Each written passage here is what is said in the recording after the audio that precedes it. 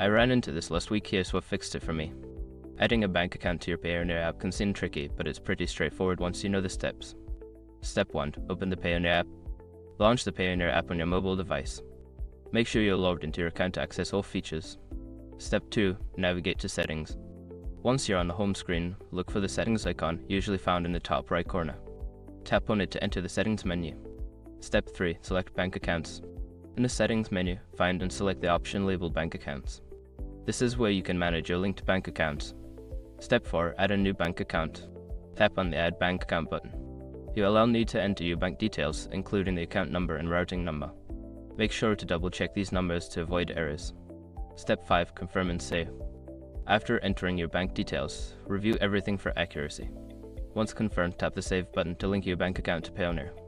Sometimes, the app may take a moment to process your information, so be patient. If you see an error message, double check your bank details for typos.